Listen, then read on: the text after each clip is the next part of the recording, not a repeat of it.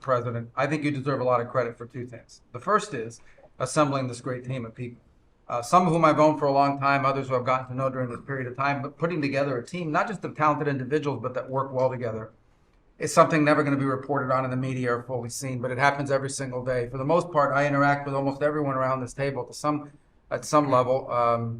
And because of Secretary Kennedy, I'm afraid to eat anything. So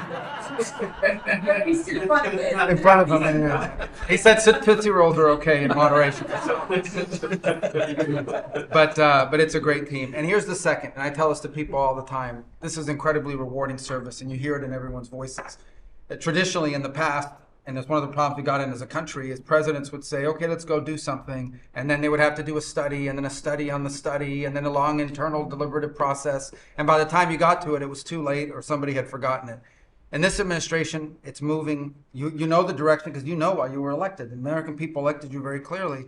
And basically, it's measured, I used to say by days and weeks. Now it's measured by hours and minutes. But action is happening. And that's what people want to see. And let me talk about foreign policy in particular, because I'm not sure this is fully appreciated. This president inherited 30 years of foreign policy that was built around what was good for the world. In essence, the decisions we made as a government in trade and foreign policy was basically, is it good for the world? Is it good for the global community? And under President Trump, we're making a foreign policy now was it good for America? I was appointed by you and confirmed by the Senate to be the head of the United States Department of State. Not the World Department of State, not the Global Department of State, the United States Department of State. And what that means is our foreign policy is guided by three things. Does it make America stronger?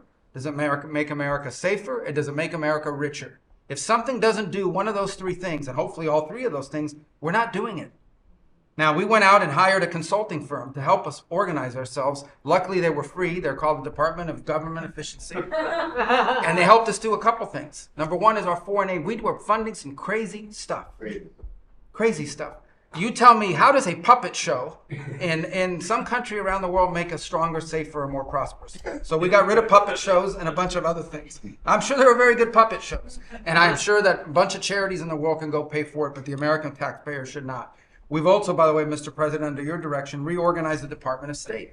We had offices within offices within offices that didn't even know they existed themselves, not to mention the rest of it. And so we've begun to reorganize that as a way to be able to empower our embassies and our ambassadors and our regional bureaus to do what many of them signed up to do. We have a great team of ambassadors you've appointed.